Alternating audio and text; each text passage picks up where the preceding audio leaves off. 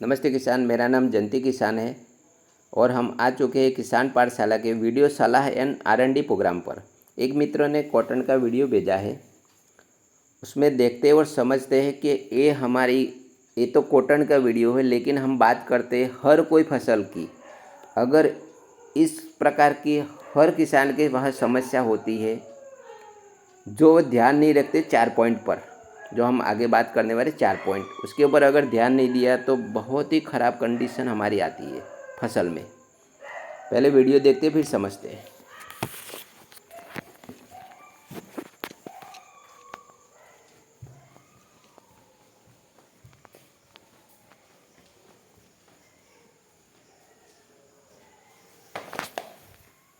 आप देखो तो पूरा पौधा खड़ा खड़ा ही सूख रहा है, जैसे हमें उखाड़ के वहीं पर फिर से लगा दिया हो। देखो आसपास के पौधे सही है, ये पौधा क्यों जा रहा है उसको हम समझना पड़ेगा। पहले एक दूसरा वीडियो भेजा है, वो भी हम देख लेते हैं।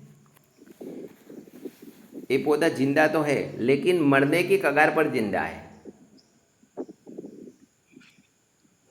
देखो उसमें उपज ही नहीं आएगी, हमारा नुकसान ही होगा। जितना हमने खर्चा किया इतना भी उत्पादन नहीं निकलता तो हमें नाराज होना पड़ता है, खेती छोड़नी पड़ती है। अगर किसान ने 4 पॉइंट पे ध्यान देना चाहिए एकदम सही से। ये अगर कोई पण हम क्रॉप लगा रहे हैं तो पहले क्या क्या उसमें ध्यान रखना है वो हमें आज बात करेंगे। पहली बात करेंगे मिट्टी की जांच। मिट्टी की जांच करना बहुत ही आवश्यक है। कई किसान मित्र बोलते हैं कि मिट्टी की जांच क्यों करवाई। हमें आज तक कई सालों से हम किसानी कर रहे हैं लेकिन हमने कभी मिट्टी की जांच नहीं कराई। मिट्टी की जांच करने से हमें ये मालूम पड़ता है कि हमारी मिट्टी में पीएच और सीएन रेशियो मतलब ऑर्गेनिक कार्बन क्या परसेंटेज है वो समझ में आते हैं। अगर समझो हमारी मिट्टी में पीएच 7.7 के ऊपर है तो हमारी मिट्टी एकदम कॉम्पैक्ट होती, मतलब कड़क हो जाती है। फिर उसमें जो पानी जाता है फिर वो बहुत ही पकड़ के रखता है। पानी पकड़ के रखता है तो उसमें जल्दी से वापसा कंडीशन नहीं बनती। वापसा कंडीशन नहीं बनती तो फिर पौधे की नीचे से न्यूट्रिशन सही से ले नहीं सकता, तो उसकी बढ़वार अच्छी नहीं होती। बढ़वार अच्छी नहीं होती तो हमारी फसल कहीं ना कहीं कमज़ोर रहती है, तो हमें नुकसान कभी कभी उठाना पड़ता है। मतलब खर्चा ज़्यादा और उत्पादन कम रहता है, फिर हमें नाराज़ पड़ता है, ऊपर खेती छोड़ने की हमें इच्छा हो जाती है। अगर ये ना हो तो हमें मिट्टी जांच करनी बहुत ही आवश्यक है। हाँ, एक दूसरा, अगर पीएच 6 के नीचे है तो भी समझना हमारी मिट्टी कमज़ोर है। इसके मतलब बैलेंस करने के लिए हमें क्या करना चाहिए। बैलेंस करने के लिए हमें जिप्सम का उपयोग करना चाहिए। हमारी मिट्टी में जिप्सम डालना चाहिए। जिप्सम डालने से पीएच लेवल में आता है एकदम सही से। उसमें मिट्टी जो जांच करते हैं उसमें दूसरा रहता है सीएन रेशियो।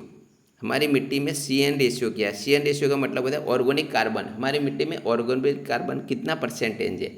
अगर 1 के ऊपर आता है तो समझना हमारी मिट्टी कहीं अंश तक सही है, तो हम उसमें अच्छी फसल ले सकते हैं। लेकिन 1 के नीचे आता है, पूरे भारत में देखो तो कहीं ना कहीं 0.5 भी नहीं है, 0.2 तक ही है, उसमें बहुत ही कमज़ोर फसल आती है। अगर सीएन रेशियो हमें बढ़ाना है तो उसमें हमें क्या काम करना चाहिए ये पहले हमें समझना पड़ेगा। इसमें पहला पॉइंट है, हमें पहले तो जो भी हम फसल लगा रहे उसको खेत से बाहर नहीं करना है, उसको जलाना नहीं है।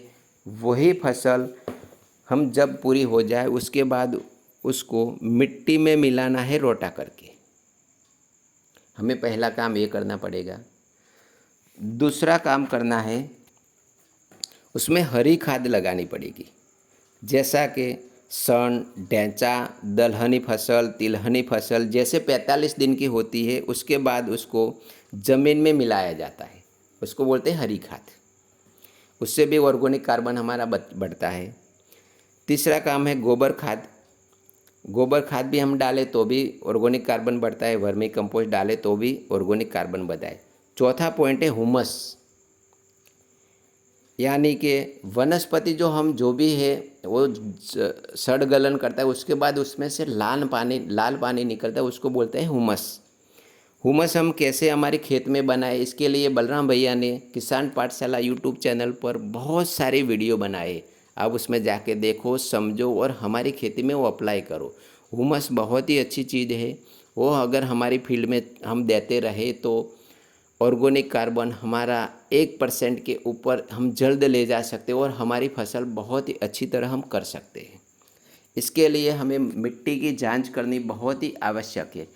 कई किसान मित्र बोलते हैं कि मिट्टी जांच हम कहाँ पर करवाएं, तो आपके आसपास कृषि विज्ञान केंद्र है, वहीं भी होती होगी।